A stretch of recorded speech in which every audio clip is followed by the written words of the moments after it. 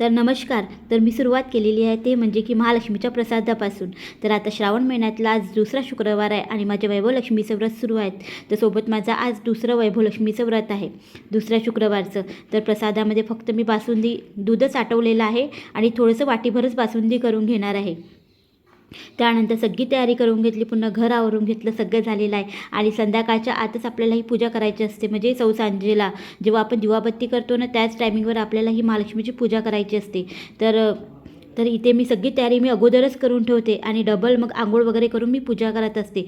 तर बरीचशी सगळी तयारी मी सकाळपासूनच करून ठेवते. ते म्हणजे देवाचे जेवढे काही भांडे वगैरे आहे ते सगळे स्वच्छ करणं, तांब्या पितळाचे दिवा वगैरे नवीन लागतो तो दिवा स्वच्छ करायचं, ही सगळी तयारी माझी सकाळपासूनच असते. तर चला मग आता मी पूजा मांडायला सुरुवात करणार आहे. सगळ्यात अगोदर सकाळी खाली छान अशी रांगोळी काढून घेतलेली आहे. त्यामध्ये गणपती श्री गणेशाय नमः, महालक्ष्मी नमः हे सगळं मी लिहिलेलं आहे. त्यानंतर अवतारभोवताल रांगोळी काढली आहे आणि छोटासाच पाठ ठेवलेला आहे मी.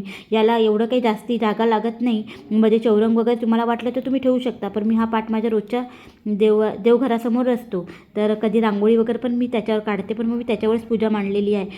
सगळ्यात अगोदर माझा जो एंट्री दरवाजा आहे तिथे मी दिवा लावून घेणार आहे. त्यानंतर मग तुळशीला दिवा लावून घेणार आहे. दरवाजातही दिवा अगरबत्ती लावते आणि मग तुळशीजवळही लावते.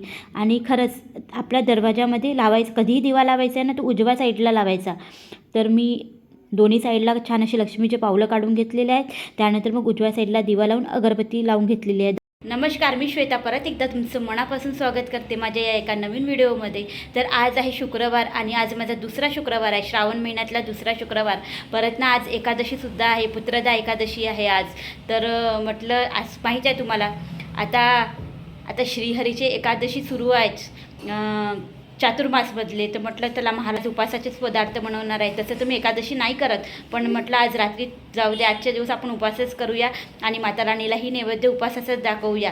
तर आता मी आणि खीर करते, मी प्रत्येक शुक्रवारी मी खीर करत असते, पण आज मी फक्त दूध आटवून घेतलेलं आहे आणि सगळी तयारी मी करून घेतलेली आहे. तर फक्त दूध आटवलं आणि देवीला खीर म्हणून बासुंदीच ठेवलेली आहे. तर चला मग आता पूजेला सुरुवात करते. आणि बस नवीन असाल तर चॅनलला नक्की सबस्क्राईब करा.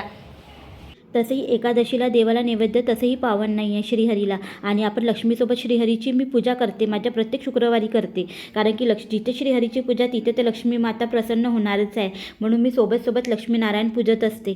तर चला मग आता दिवे सगळीकडे लावून घेतले छान मस्त असे. आणि हो, मी तुम्हाला सांगितलं की उजव्या साईडला दिवा लावायचा. तो उजवा साईड म्हणजे कोणता, तर आपण बाहेर जातो तो आपण अंदरून बाहेर जातो तो डावा साईड आणि बाहेरून अंदर येतो तो उजवा साईड, तो तुम्हाला कळलं असेल. तर चला मग आता इथे मी पूजेची सगळी मांडणी करून घेते. आणि आपल्याला इथे छान असं तांदळाची रास करून कलश ठेवायचा असतो आणि त्याच्यावर मग तांदूळ टाकून आणि हळद कुंकू टाकून मग सोन्याची पूजा करायची असते. सोबत मी गजलक्ष्मी पण ठेवलेली आहे.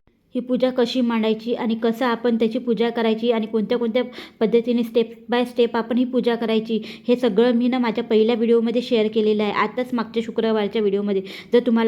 जर वाटत असेल की आपण ही महालक्ष्मीची वैभवलक्ष्मी व्रत केले पाहिजे किंवा महालक्ष्मीचे व्रत केले पाहिजे, तर तुम्ही तो माझा व्हिडिओ बघू शकता. आणि खरंच मला ह्या वैभवलक्ष्मी मातेचा खूप साक्षात्कार आहे.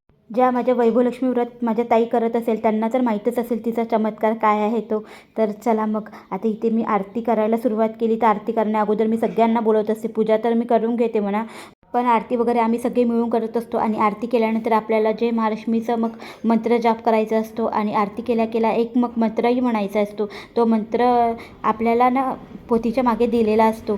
तर चला मग आता सगळे मिळून आम्ही आरती करून घेते. आणि त्याच्यानंतर मग आता यांचं सगळ्यांचा स्वयंपाक मी करून ठेवलेला आहे.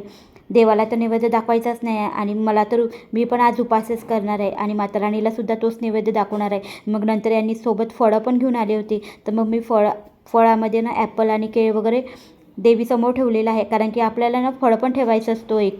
तर तुमची इच्छा म्हणा, पण प्रसाद तर ठेवायचा, पण फळ पण एक ठेवूनच द्यायचं.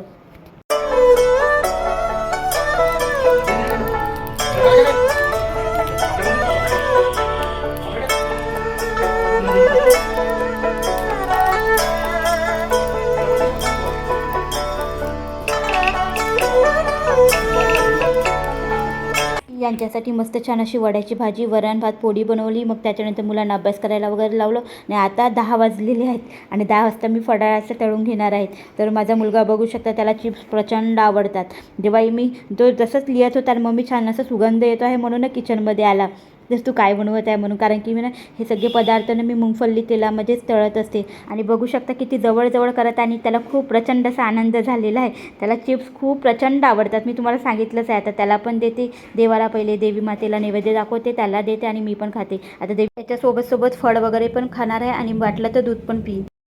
चला मग मी इथेच व्हिडिओ साईन करते. भेटते तुम्हाला एका नवीन व्हिडिओसोबत. तोपर्यंत बाय बाय.